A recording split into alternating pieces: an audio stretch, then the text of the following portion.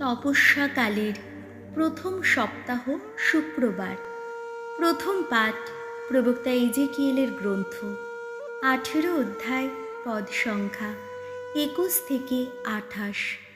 ভগবান পাপীর মৃত্যু চান না, তিনি চান যেন তার মন পরিবর্তন হয়।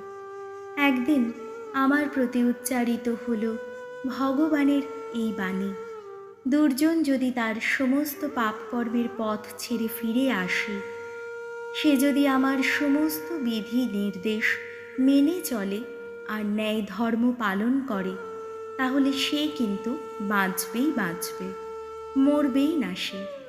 সে যে সমস্ত অন্যায় করেছে তার কোনোটারই কথা আর মনে রেখে তাকে অভিযুক্ত করা হবে না।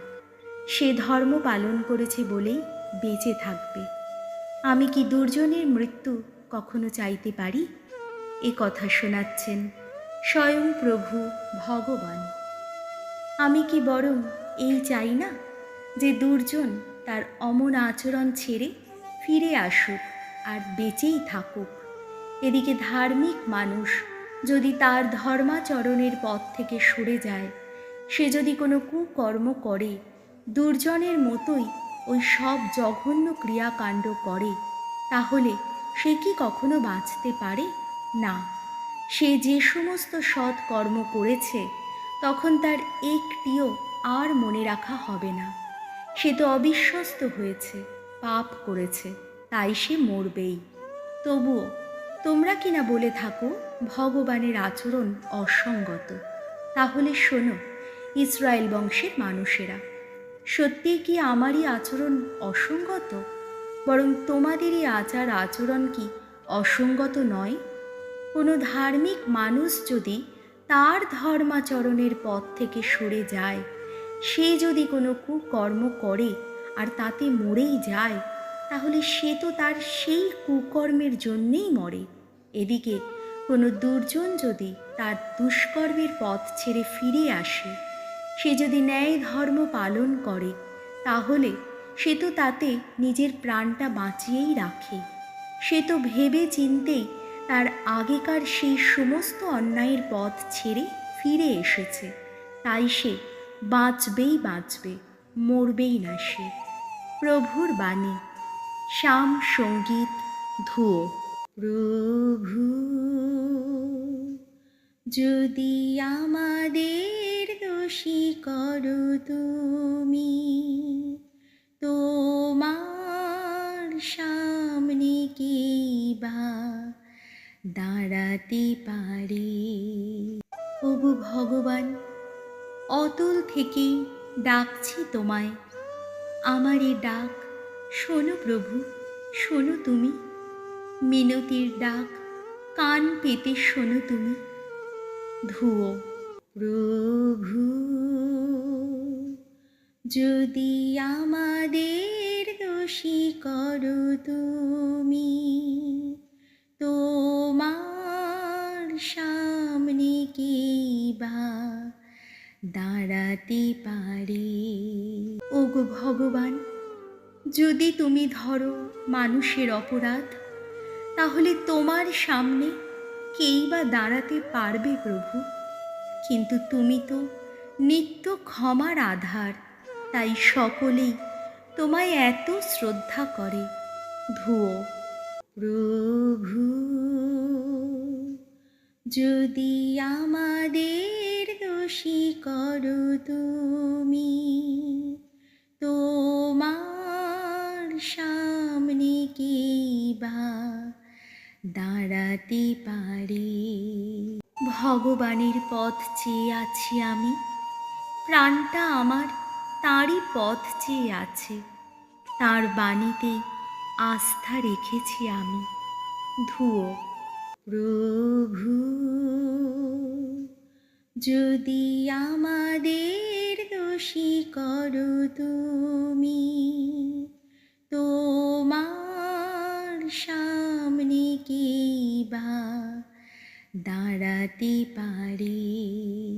প্রহরী যেমন প্রতীক্ষা করে কখন সকাল হবে, ব্যাকুল হয়ে ভাবে কখন সকাল হবে, তার চেয়েও তো ব্যাকুল হই প্রভুর জন্যে, প্রতীক্ষা করি আমি।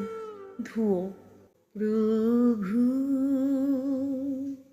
যদি আমাদের দোষী করো তুমি, তোমার সামনে কে বা দাঁড়াতে পারে। হে ইসরায়েল, ভগবানেই আস্থা রাখো।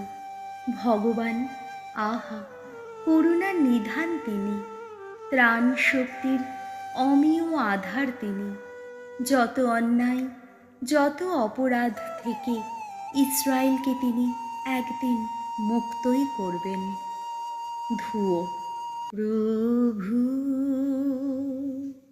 যদি আমাদের দোষী করো তুমি, তোমার সামনে কে বা দাঁড়াতে পারে।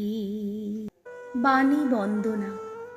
প্রভু যীশু, জীবনময় ঈশ্বরের একমাত্র পুত্র, ধন্য তুমি।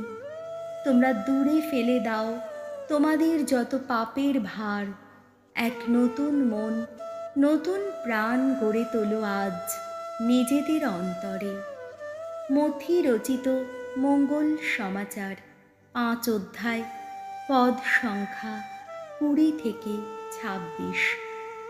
যজ্ঞবেদীর সামনে নৈবেদ্য রাখার আগে ভাইয়ের সঙ্গে পুরনো সদ্ভাব ফিরিয়ে আনা চাই। যিশু একদিন তাঁর শিষ্যদের বললেন, আমি তোমাদের বলে রাখছি, শাস্ত্রী ও ফরিসীদের চেয়ে তোমাদের ধর্মনিষ্ঠা যদি গভীরতর না হয়, তাহলে তোমরা কিন্তু কখনো স্বর্গরাজ্যে প্রবেশ করতে পারবে না। তোমরা শুনেছ যে প্রাচীনকালের মানুষদের এই কথা বলা হয়েছিল, হত্যা করবে না। যে কেউ হত্যা করবে তাকে তার জন্যে বিচার সভায় জবাবদিহি করতে হবে। কিন্তু আমি তোমাদের বলছি, যে কেউ নিজের ভাইয়ের ওপর রাগ করবে তাকে তার জন্যে বিচার সভায় জবাবদিহি করতেই হবে। আর ভাইকে যে অপদার্থ বলবে তাকে তো মহাসভাতেই জবাবদিহি করতে হবে। আর যে তাকে পাষণ্ড বলবে তাকে নরকের আগুনেই জবাবদিহি করতে হবে। কাজেই তোমার নৈবেদ্য যজ্ঞ বেদিতে উৎসর্গ করতে গিয়ে সেইখানে যদি তোমার মনে পড়ে যায় যে তোমার বিরুদ্ধে তোমার ভাইয়ের কোনো অভিযোগ আছে, তাহলে সেখানে যজ্ঞবেদীর সামনে তোমার নৈবেদ্য ফেলে রেখেই ফিরে যাও। আগে ভাইয়ের সঙ্গে পুরনো সদ্ভাব ফিরিয়ে আনো, তারপরেই এসো তোমার ওই নৈবেদ্য উৎসর্গ করতে। কেউ যদি তোমার বিরুদ্ধে মামলা করতে যায়, তাহলে তুমি আর দেরি না করে তোমাদের দুজনের আদালতে পৌঁছবার আগেই সমস্ত বিরোধ মিটিয়ে নাও। নইলে তোমার প্রতিপক্ষ কিন্তু তোমাকে বিচারকের হাতে তুলে দিতে পারে। তখন বিচারক তো তোমাকে তুলে দেবে প্রহরীর হাতে, আর শেষে তোমাকে কারাগারেই যেতে হবে। আমি তোমাকে সত্যিই বলছি, শেষ কড়িটি শোধ না করা পর্যন্ত তুমি কিন্তু সেখান থেকে কিছুতেই বেরিয়ে আসতে পারবে না। প্রভু যিশুর মঙ্গল সমাচার।